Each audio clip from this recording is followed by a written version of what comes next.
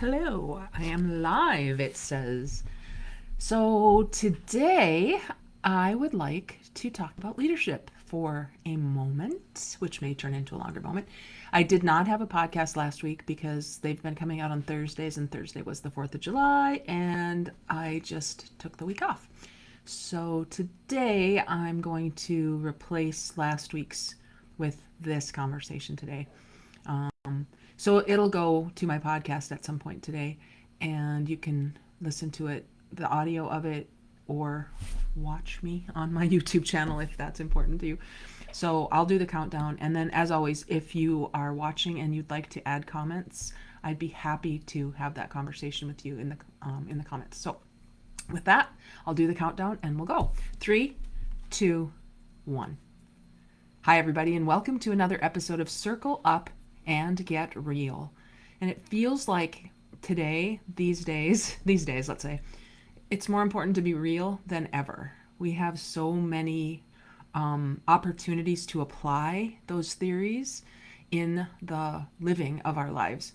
And the more I think about the various areas of the doing of our lives, the more important I'm seeing for us to be real, to be owning our character and staying in our lane about the beings who are doing the doing.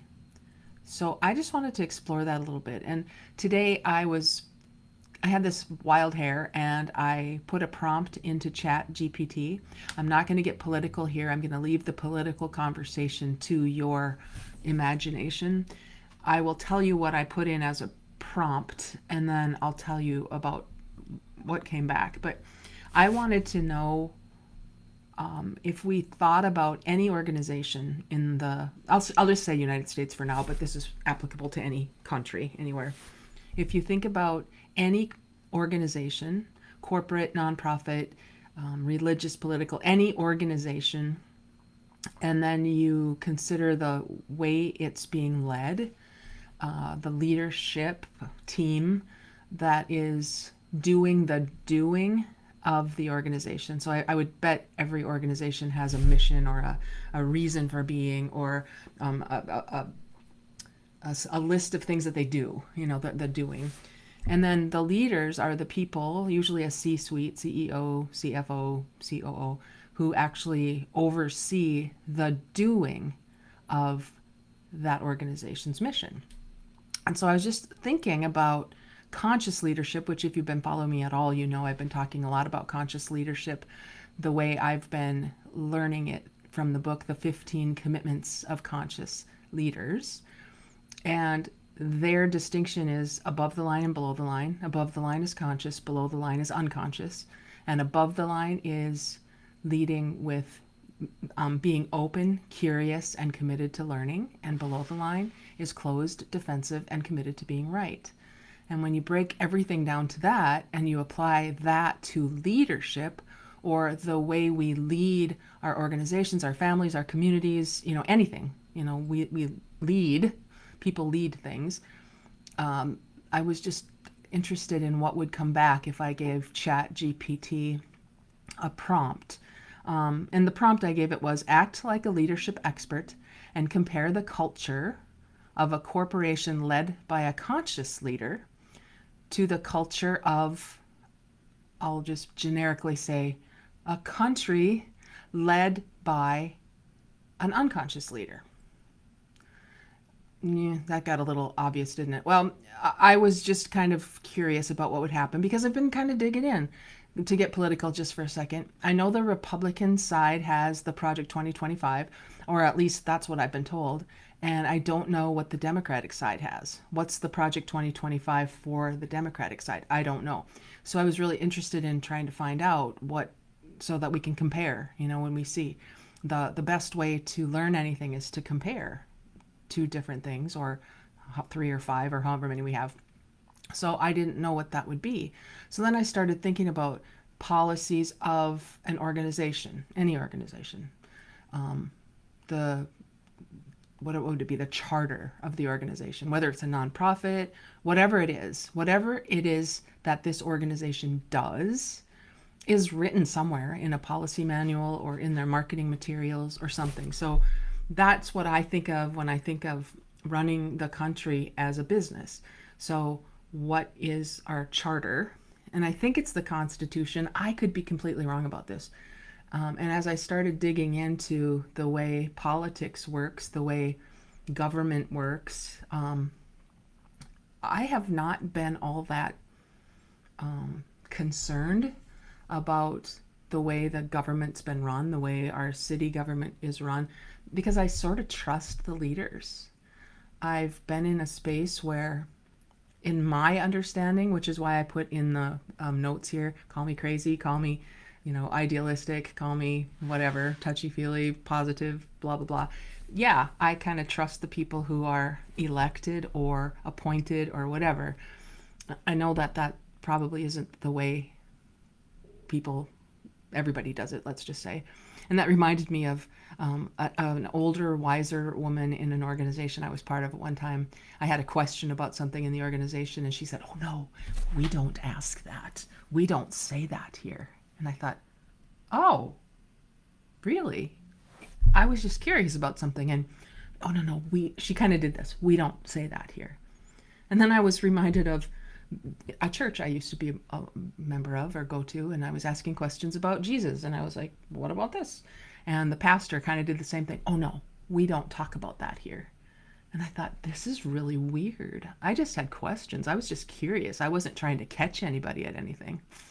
And that's, I'm doing a big segue here to get back to the prompt I put into ChatGPT today, but I've always been like that. I've always been curious, and I've always been interested in the leadership of any organization. Like, how did that person get to be the leader? What was the role? What was the path to get to that leadership? And how does, I can't remember his name right now, but how does a guy who was running Boeing, we're probably not a good example right now, but back in the day, Boeing, come in to run Ford? And he has no knowledge about cars, but he comes with a different kind of knowledge, and now he's taking over an organization. All of this is really fascinating to me. And those are the elements of leadership that I think can transcend the doing of things.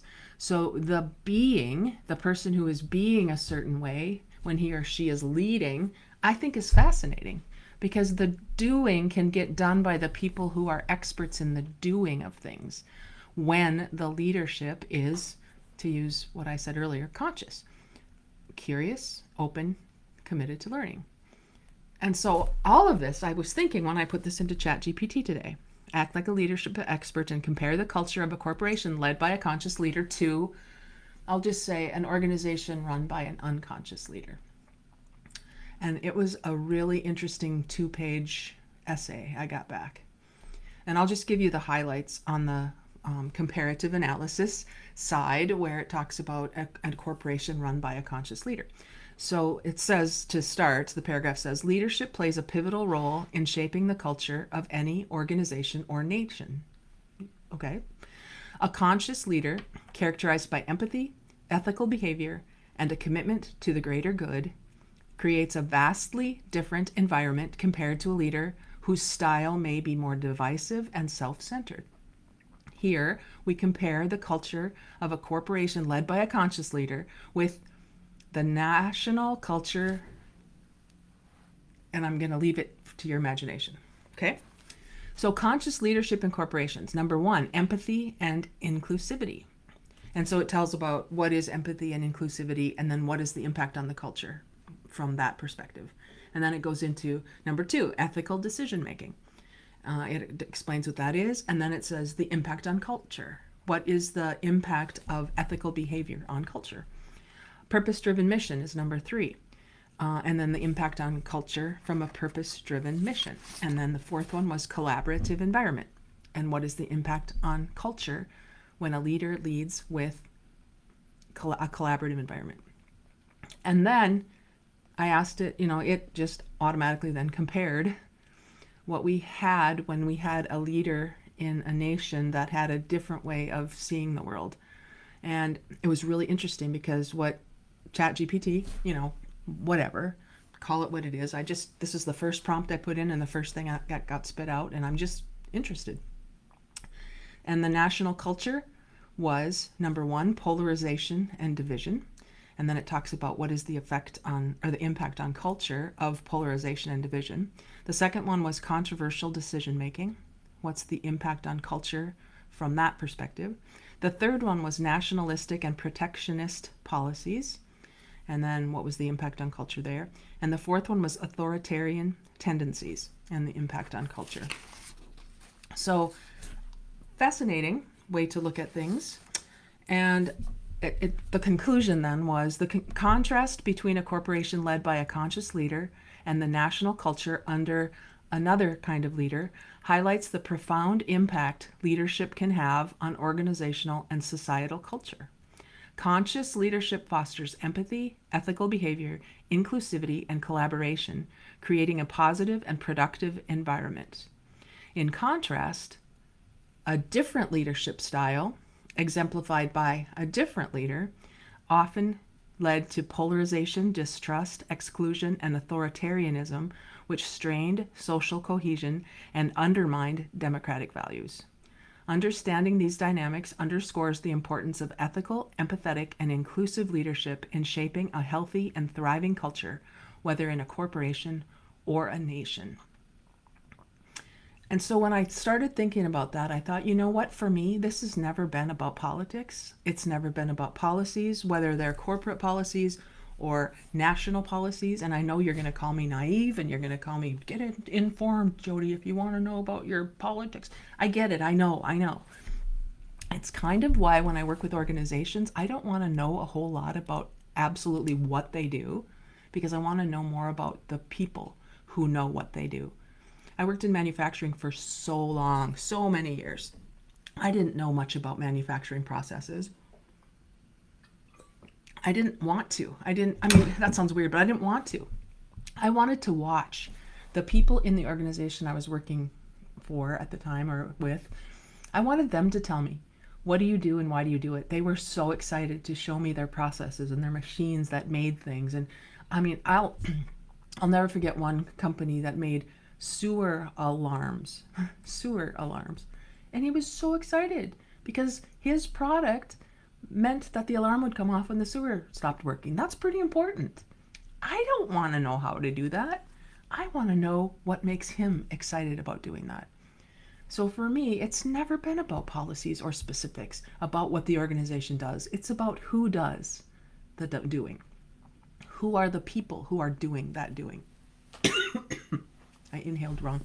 And it's the same thing when I look at conscious leadership in corporations or in politics, really.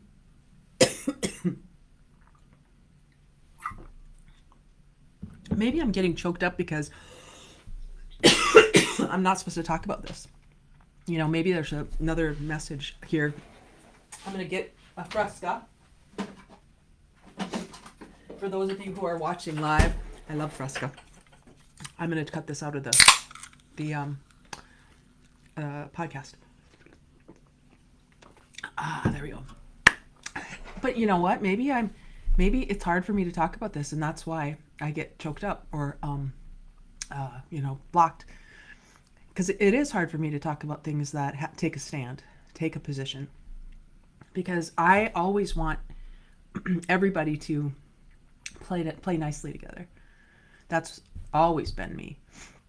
And when I say anything that divides, that's hard for me to say. And I think that's why this is hard to say, but it needs to be said, because if we're not looking at our organizations through a leadership lens, why would we not?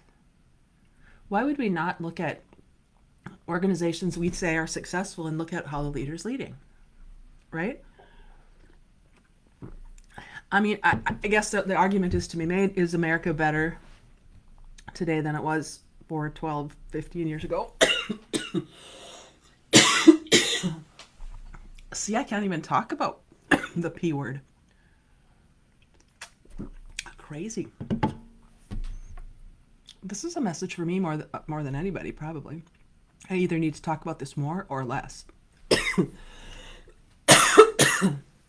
Oh no, we don't talk about that here. Hmm. Hmm. Hmm. Is it a leadership issue? Is it a policy issue? Is it a what? For me, it's always been about leadership. It's always been about character. Character. Not reputation, but character. Character is what I do when nobody's looking. Character is who I am being behind closed doors. Character is who I am deep down. And if I'm, hi Chantel, thank you for that good awareness. Well, and Chantel, you could probably tell me if the reason that I'm having trouble saying this right now, that I'm coughing, what does that have to do with anything, Chantel, from a spiritual dimension? Because you're better at that than I am. I think sometimes we don't talk about the things that are most important. And I'm now thinking about we don't talk about Bruno. I'm just thinking about things in my mind. What don't we talk about? What do we hide? What do we hope other people figure out? And I guess I want to take it back to leadership. Are the best leaders the ones that, according to my ChatGPT document here, that promote empathy and inclusivity, ethical decision making, purpose-driven mission, and collaborative environment? Are those the best leaders? Or are they the ones that create polarization and division, controversial decision making, nationalistic and protectionistic policies, and authoritarian tendencies? Where do we not speak our truth, Chantel? That's good. Yeah. So, am I not speaking my truth, and that's why I'm coughing right now? Because I am speaking my truth, or I'm not speaking my truth? I think that would be an interesting thing to think about. Because I don't remember having this on the left side of my throat, feel this scratchy all of a sudden. So I find that really fascinating. I got in trouble several years ago for bringing up a leadership question in an organization that was quite political. And I was told flatly, we don't talk about that here. If you want to include people, if you want to be a good leader, you do not talk about things that divide. And so I get that, and I've done that my whole life because I don't want to divide. I want everybody to come together. Yet, if we don't start talking about leadership in with these kind of characteristics and these kinds of ways of inspiring or motivating or getting people to do things, maybe it's why I'm so fascinated by cults. I watched a show on Netflix last night about cults, and I'm really fascinated by these churches and these organizations that get people to do things that are clearly immoral, some cases illegal, because they put fear into people, the fear of what will happen if they don't. And I wonder if our organizations have been like that. You know, I know back in the day, many, many years ago, there were organizations that said, do it my way or the highway. You've probably heard that before, my way or the highway. If you don't like it, go somewhere else. This is the way we do things around here. They didn't really treat humans as humans. They treated humans as objects that they could use to get ahead, or they saw people as objects that got in their way. I read a book a few years ago, fascinating book called Leadership and Self-Deception, which was such a great awareness with that kind of leadership. Like, am I in the box where I don't see my effect? Kind of like being below the line. Wow, this is crazy that I have this little tickle. That book was really, really good. It gave a clear definition of what can happen when we lead from inside the box, where we're not aware, we're not self-aware, we're not conscious. And what happens when people follow a leader who is clearly what they in the box, which is, I'm not self-aware, but I'm going to make it scary for you not to follow me because I'll fire you, or you'll lose your pension, or all these reasons that people are afraid not to follow. I did a talk many years ago with an organization where we on we didn't really call it golden handcuffs, but the conversation went to, I have great benefits and I have to do that. I can't, I hate it. I hate the job. I hate what I have to do, but I have great benefits.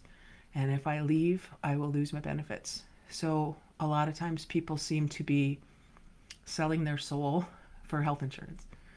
And I get it. I'm not saying there's anything wrong with this, but I think what we build in that kind of leadership is blind followers and people who don't ask questions, and people who maybe in the land of Minnesota Nice, they talk about it behind people's backs, but they don't talk to the source because of fear.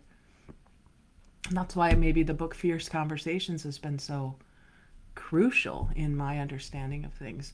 We have to have these fierce conversations, even if they're difficult, even if they make our throats funny, even if we sweat. What is the say what you need to say, even if your voice is shaking? John Mayer, say what you need to say.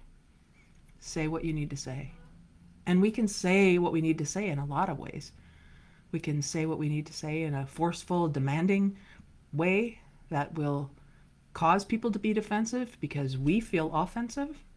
Or we can say what we need to say in more of a, tell me more about that. I'm curious. Help me understand. And I don't know which is right. I just know which is the one that I would follow. So I would be a better follower if I had a leader who was inclusive, who was showing empathy and inclusivity, who showed ethical decision making, purpose-driven mission, collaborative environment. I would follow that. Something in me resists without even knowing why, feeling forced to be in a space where it feels like it's polarizing, dividing, controversial decision making, nationalistic and protectionistic policies, authoritarian tendencies. It doesn't feel like I'm asked to bring my best self. I'm asked to bring my brawn, not my brain. And that's where I feel we're falling down in any corporation, any organization, because we're not encouraging our people to think for themselves. We're not encouraging people to use their full capacity. We're not asking people, we don't know how to ask people to share what they believe in their perspective because that's too scary. When leaders are afraid to be bypassed, or if you've heard it said, if you're the smartest person in the room, you're probably in the wrong room. You know, I'm thinking back to John Maxwell, who says everything rises and falls on leadership. And he also says he's got the 21 irrefutable laws of leadership, and one of them is the law of the lid. Your organization will never be smarter than the person who is the lid. So the leader, if the leader, on a scale of 1 to 10, the leader has a lid of 5. You have to read the book to get what that means. You'll never attract 6s and 7s. You won't, because you can't. There's the law of the lid. I mean, I think about basketball. I've been watching so much basketball, women WNBA lately, and I see leadership all the time there. You know, how are people encouraged to bring their best selves? Or how are they encouraged not to? I mean, I'm just observing, so I can't prove any of this. This is just from my observation. And so to me, it's never been a policy issue. I don't know how basketball teams run their organizations. I don't know if they're defense heavy or if they're offense heavy. I don't know any of that. I mean, in basketball, it's pretty simple. Put the ball in the basket. The more points you score, the more wins you have, the better. It's pretty simple. And I think if we're looking at even basketball as a finite game where there are wins and losses and that's the end, we wouldn't be looking at building legacies for organizations and teams. You know, I believe the WNBA is playing the long game, the infinite game. They're playing for the love of the game. They don't want to play 5 seasons and be done. So there is something that has the sport itself perpetuate. And for so long, that sport was being supported by the NBA, I know, financially. And now they're like in another space. But the person who's leading that new space has a lot of haters. There are a lot of people who hate the light being shown on things that maybe weren't the best for the organization, but they worked. It's never easy to have the light shown on things. because it means that now we can't operate in the dark anymore. We can't just do whatever we want to do. Now things are being brought to the light. And that's what I feel we're in, not just in basketball, not just in corporations, but in a lot of ways in our world. And it's about the leaders. It's about leadership. So for me, I trust some leaders and I question others. And if I trust someone because you've shown me your character, I will be much more likely to support that type of leader, a conscious leader. A conscious leader who can own both. In my course, we call it own your shit and own your shine, both. And if a conscious leader can own mistakes, I support that. If an unconscious leader hides mistakes or doesn't even know that there are such things as mistakes, I question that, because I question that kind of character. Just for me. This is just for me. So despite my tickle, thank you for allowing me to get this out. Thanks, Chantel, for being here. Thanks for allowing me the space to say this, because it's really interesting. I feel like this is probably the most scary topic I've ever put out there. It's not even that scary, but I don't know how many people listen anyway, so it really doesn't matter. But I would love it if you've heard this live or later and you have a thought about this. Just be respectful, be kind. You can be kind in a place that you disagree. Let's create a dialogue. Dialogue is suspending previous assumptions in order to learn something.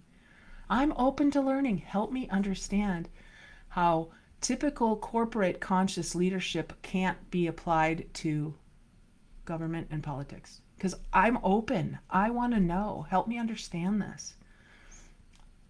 I'm idealistic. I admit it. I do believe, though, that there's another way than the way we've found ourselves in today. Don't yet know what it is, but I do know that the only way to better is through different, and something needs to be different. So, I don't know. Let me know what you think. Let's have a conversation. Let's have a dialogue. And as always, because this platform for the last 5 years has been Get Real, which is radical, energized, authentic, and learning focused. And if we can get real about things, it doesn't mean we all have to agree. In fact, it wouldn't. We wouldn't all agree. But we would all be respectful. We would all lead with empathy and inclusivity, ethical decision-making, purpose-driven mission, collaborative environment. What would that create for us? If we even went back to, some books that have been around for a long time. Good to Great is one I'm thinking of. There's a whole section on leadership in there, which is touchy-feely. Jim Collins didn't want to include that because it was too squishy, hard to measure. But he couldn't deny that there was something about the companies who made the cuts he put together in Good to Great that allowed them to go from good, results equal to the market, to great, results, 3 times better than the market over a period of 20 years. And he realized that of the 1,435 companies he had been researching, only 11 made it.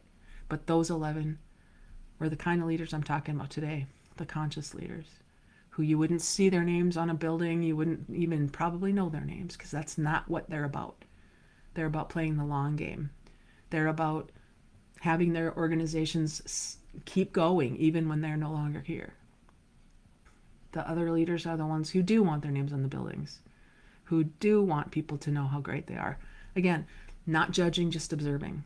There's a distinction. Which leader would you want to follow? I know which one I would. So let's just get real. Thanks, everybody. Bye.